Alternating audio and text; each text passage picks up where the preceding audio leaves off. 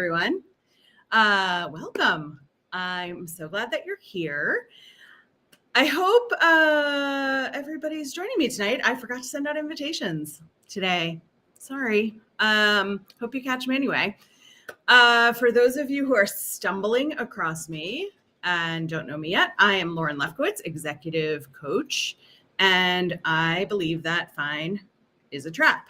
And fine is the thing that we do when we justify that things are just how they are and it's fine and we're busy and it's fine and we're tired and it's fine, and it is not fine. And I have a mission in my life to make it so that your life is not fine. Your life is freaking amazing. So, Katie, welcome. Thanks so much for being here and for the emphatic hi. If you are joining us tonight, let me know that you're here. I always like to know who is with me. And tell me how your day's going. What's happening over there in your world, in your part of the world? I just gave my dog a bone, and so she's looking for a place in the house to bury it. Which she does like just with her nose, which is like so adorable. And then she walks away from it. And then she goes back to it 5 minutes later and she's like, oh my God, I found a bone. Look what I found right there in the couch or the blanket or on the floor in plain sight. But you can't look directly at her when she is burying it, because if she gets caught burying it, then she has to pick it up and start all over and bury it somewhere else again. That's how dogs are. Anyway, so glad you're here. If this is your first time at Mindset Shifts and the What Ifs, I'm here every Tuesday at 7:05 p.m. Eastern. And here's how it works. We spin a wheel together. I'll do it. I'll take care of it. Don't worry. You don't have to spin the wheel. And it's got a bunch of topics on it. And whatever comes up is what I will talk about for the next little while. So let's get started on that. And I'm going to share my screen here so that we can all see it, like excited together.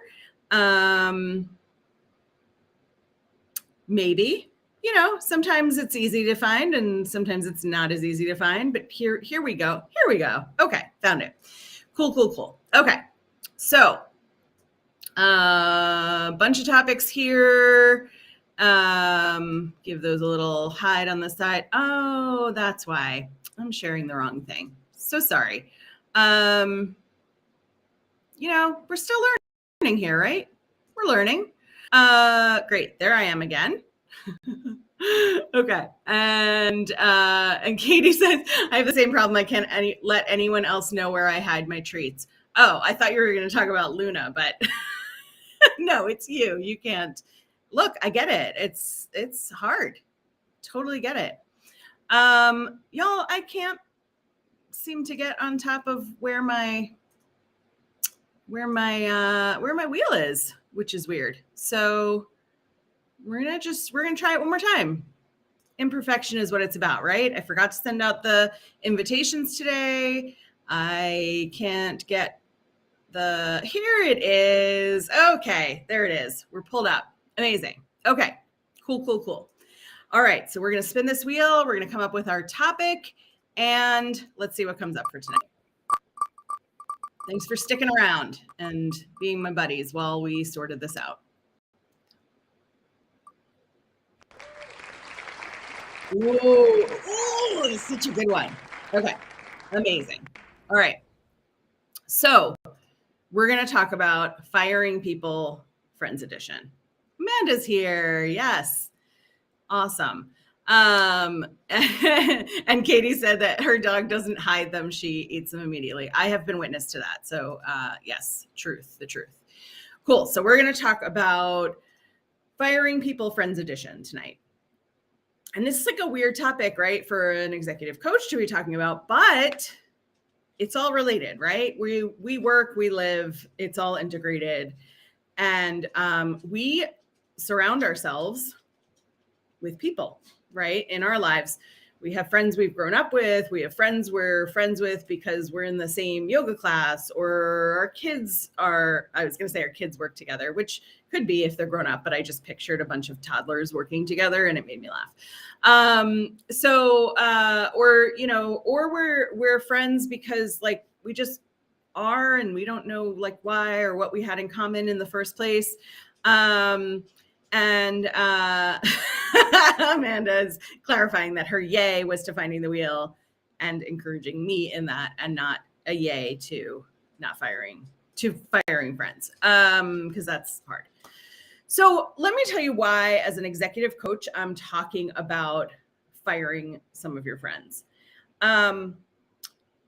When we get into our adult lives, we develop habits, right? And we look for other people who have similar habits, the same habits, habits we admire, habits that they want to build, and they admire those things in us. And like all of these friendships form for different reasons. And so over time, they don't all still fit. I've got hecklers in the audience tonight. Thank you. I love it. Amanda, Katie is telling Amanda that would be a harsh way to fire friends. Like, ha, you're out. That's not what I recommend. What happens though, as you develop in your career, and especially if you're developing in your career and things have turned fine, and you're in this sort of stuck space where, I talked a little bit at the beginning about what fine means, right? It's fine. They're paying me a lot. Oh, it's fine. I'm in the executive suite, or I'm in the position I wanted to get into, like whatever it is, we justify that things are fine when they're not. And we get sort of stuck in this cycle. And so our friends support us in that, right? So if you are at work and everybody's sort of stuck at the same level, or everybody has the same bad toxic boss, or everybody has the same like drab assignments, you commiserate, right? You come in together and you commiserate. And like, cool, that's fun for a while. And you feel comfortable and you feel like hugged in a professional way by your work friends, but you also stay there. You stay where that comfort zone is, especially if there are other people in there with you. Surrounding work, you have other friends who are potentially wanting to keep you safe. So as you start thinking about escaping this trap of being fine, about, we know that fine isn't fine, right? So I talk about fine like it's fine and we're justifying it. But really, when you actually start discovering what feels fine in your life, it actually feels terrible, right? I don't really believe in fine. I think things are amazing, or things are terrible, or on their way to terrible. And so we start complaining to our friends at home about work, and they're like, yeah, that really stinks, or you got to get out of there.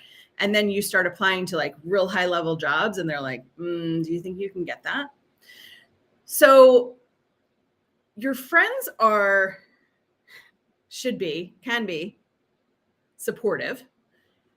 They can also be protective, right? Think about when you're dating someone new, or if you're married, when you were dating someone new, or if you're married and the marriage isn't great, your friends want you protected. So they're going to encourage you to do whatever the safe thing is, right? If your marriage seems great from the outside and you talk to one of your friends and you're like, I don't know, I'm not really happy, and that friend is divorced, they might say like, well, really consider it before you leave, because we weren't happy and I left and I wish I was still in the marriage, or I wish I'd fought harder for alimony, or, whatever that sort of wish is, your friend wants to protect you. So all around you, you've built this system of friends who just want you to be safe under the guise of happy, right? These friends are limiting you. It's why I always say in every live that I do, it's why I always say, do not go to your friends for career advice. There are exceptions, of course, like I'm a friend of a lot of people and I'm an executive coach. So I have a different mindset when it comes to job hunting. But a lot of your friends are going to be in like the commiserator category, or they're going to be in the I want you to be safe category. And they're going to be worried about you. So they're not going to be the people who say like, oh, you make 200 grand. Yes, you should go for the job that's 400 grand.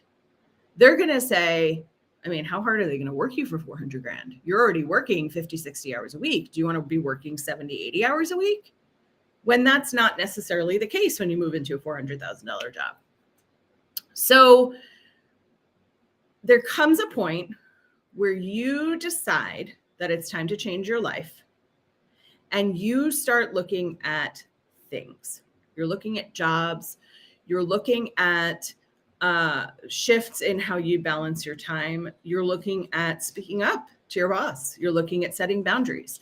You're looking at a completely new career or going out as an entrepreneur or quitting working altogether for 6 months because you've got a bunch of savings and you want to do a self-exploration trip around the world, or, you know, name your thing, right?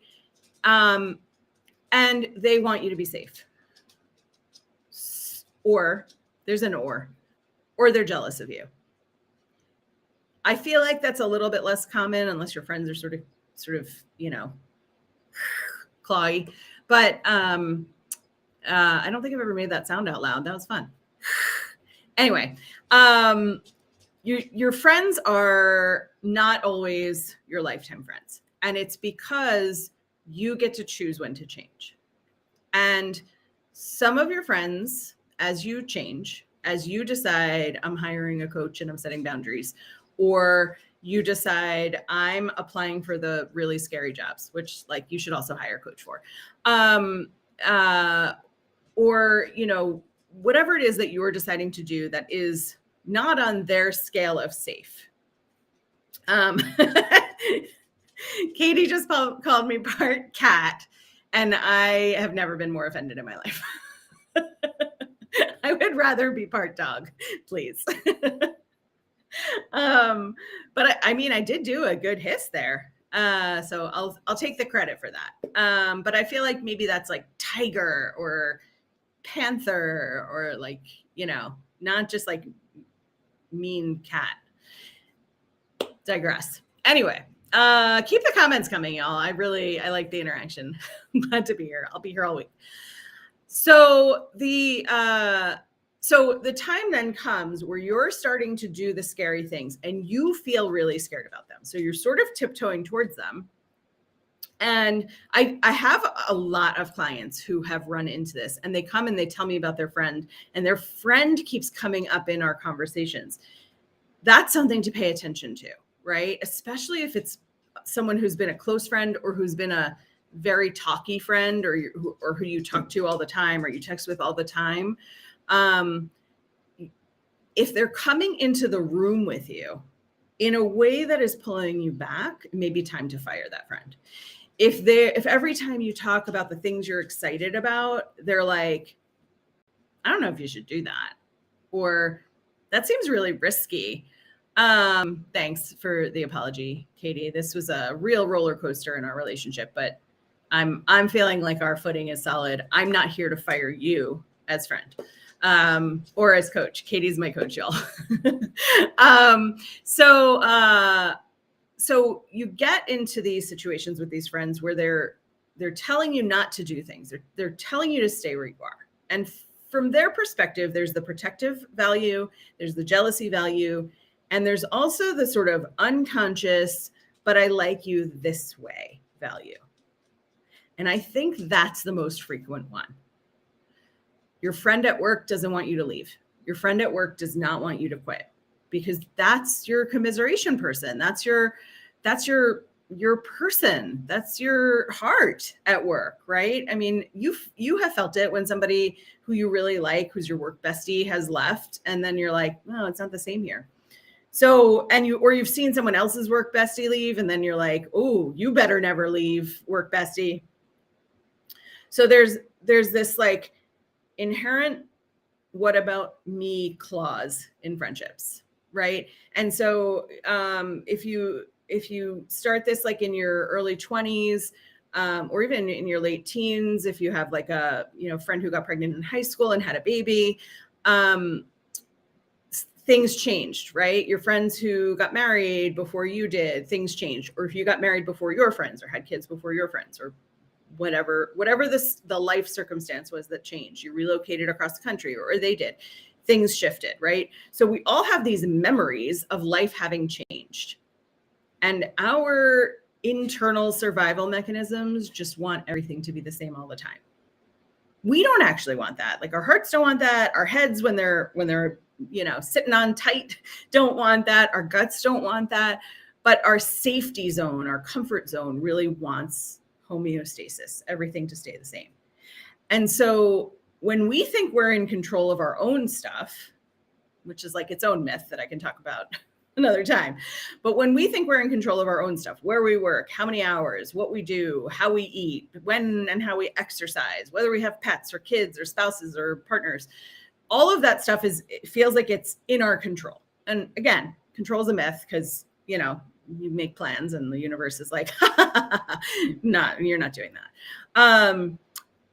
We feel like we're in control, though. When somebody else is changing their circumstance and it's going to impact us, we feel less in control. And so as the friend, we have choices. We can be happy and excited for them, or feel for them, empathize, sympathize if it's something hard. Or we can say, no fair to me. So when you start thinking about, I want to be an executive, or I am an executive and I spend a lot of time at work with this person commiserating, or I am an executive and I'm going to be switching companies and my title's getting bigger and my job's going to change and I'm going to be making twice the amount of money. Your friend might be thinking, oh, you're going to go on vacations I can't afford now. Oh, you're going to have a longer commute, so I'm not going to see you as much. What about our morning coffees? What about our afternoon walks from when you worked from home and now you're going to be going into an office? So there's a very big component that's really natural and normal in the what about me when our friends' lives change. When we have to actually fire our friends is when they're holding us in place. When we're listening to them, we're listening to that negativity, we're listening to that fear response, and we are stopping ourselves from progressing in the way that we want to progress. And, family comes into this too, right? Sometimes you got to fire some family members, or at least like put them on probation. I know people who have gone into business for themselves, and their families have said outright to them, we don't have any money to lend you. And it's like, well, that's not what I was asking for, right? I know, when I was thinking about going out on my own, one of my own fears was how I would have health benefits. And I had a couple of friends who said, well, Lauren, you had this medical emergency a couple of years ago. I had broken both of my shoulders. And I have some chronic health issues. And so there was this fear response from some of my friends. What about benefits? And now I save for benefits. There are benefits. And if you're listening to this and you're not in the US, in the US, we have to pay for benefits, either under an employer or on an exchange. So now I'm budgeted to pay for benefits. So, it sort of was no big deal, but it was the perpetuating fear for me. So fortunately, I didn't have to fire any of my besties. Thanks, besties, for staying with me. And I have made a lot of new friends who are in these different stages with me, other entrepreneurs, other executives, other coaches who live in this world of new uncertainty, of new levels of this game that we're playing, this life game that we're playing, who have leveled up with me or have admired me as I'm leveling up, or I've admired them as they're leveling up. We're helping each other. We're mentoring each other. Get yourself some like real positive work besties if you're going out on your own, or in the office. It's the ones that are dragging you down, the ones that are holding you back. If you feel like you're walking forward and they're like lassoing you, I don't know how lassoing works. I always use metaphors that I don't know how work. This is a lasso. in my mind. But if they're throwing a lasso around you, look, that was more like a fishing rod. Anyway, if they're throwing a lasso around you and, yanking you back and kind of saying like, hey, stay here with me in the bad place, that's when you may need to fire them. So in my experience with firing friends, I have a history of attracting like one sort of obsessive, super needy friend at a time. I haven't done it in a bunch of years, actually. And I think that was part of my growth, was to not attract someone. Yeah, Katie says the sports. Neither of us know really a lot about sports, and both of us use sports metaphors all the time. And then I always get stuck in the middle, and I'm like, I don't know what the next thing is to say in this sports metaphor. So if you are feeling pulled backward, that's when you need to start pulling away. And so I've always had, and I haven't in a couple of years, but I've always had historically this like one friend who was the life suck, and who needed me more than any other friend, who never was there when I needed them, or was like real Debbie Downer. Sorry if your name is Debbie. And they were always helping me stay complicit. They were always helping me stay in inertia. They were always helping me stay fine. And it's not fine, right? Eventually, when I got more confident about what I wanted to do, when I got more confident that like, hey, I'm going after vice president jobs. Hey, I'm going to go out on my own. I'm going to figure out how to be an entrepreneur. I'm going to own my own business. When I said it confidently, the friends who have stuck around and the friends who I've stuck with have been like, yeah, of course you are. You made the decision, right? Even if they started out with, well, what about benefits? Or what if you don't make money right away? Or how will you live if you can't make a living out of this, right? Like when I was worried, they were worried, and they were sort of matching my energy. When I got confident, the friends who have stuck around, which is most of them, have been like, yeah, you are. How can I help you? You can do this. And even when they've naysayed a thing or two, like they'll either come back and say like, I don't know why I was like being down on you about that. Or they'll say, I was worried about that piece, but I see you killing it, and that's amazing. Or you're going to get it, right? Like there's the encouragement. And so my point is this: don't be afraid to fire a friend. Don't be afraid to say, you know what, we're in really different places right now. And I'm finding that like, I don't feel amazing when I'm talking to you. I feel like every time I tell you about the jobs I'm interviewing for, I get this like real icky feeling that I shouldn't be telling you.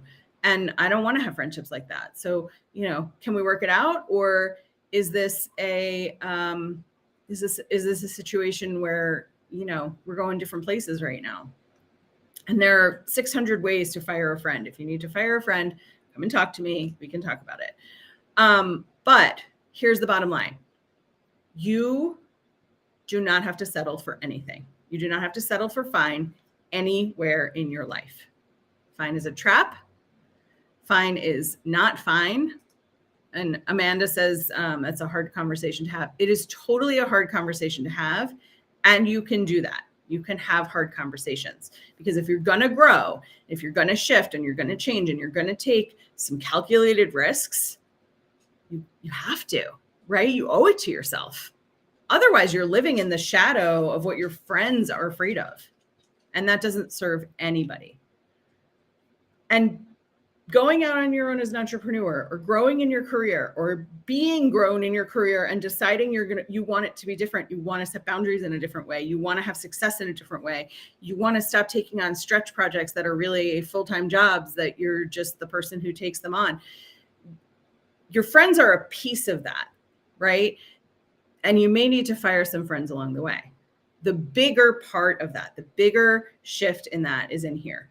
And when you start being confident about it, not only will the friends who are sticking with you going to feel confident with you, but the friends who aren't are going to feel very distanced. And the sooner and the more firmly you can have the conversations with those people, like, I need you on my team, or I need you not to say anything, and we'll just like see each other in groups, or I'll see you in yoga class or whatever it is. The sooner you can do that, the freer you will be to be like incredibly freaking successful. And Jamie, what a great conclusion here. Growing sometimes requires you to outgrow friends, to be sure. Yeah, that's what happens, right? And you deserve to be successful. You deserve to be full of joy. You deserve to have firm boundaries. You deserve to change those boundaries when you want to. You deserve to be in choice. You deserve freedom and impact and joy and love and all of the amazing things. If I am describing you, and it's not only time to fire some friends, but also time to fire some of your old habits and your old ways of being, and just freaking like dive into your future, I cannot stress this enough. Please set up a strategy call with me, because that is what I do. I help you free yourself of these burdens, of these pullbacks that just like drown you. And you get to live the life that you choose. It is there. It is waiting for you. There is amazing stuff out there. Do not stay stuck in fine. It is not for you. It is not for me. We all deserve better. On that note, I'm going to leave you for tonight. I will be back next Tuesday at 7:05 p.m. Eastern. And next week, I'll remember to send out the invitations. But if you joined me because you got a notification or you stumbled across me tonight, thank you so much for being here. And I'll see you soon. All right. Take care, y'all.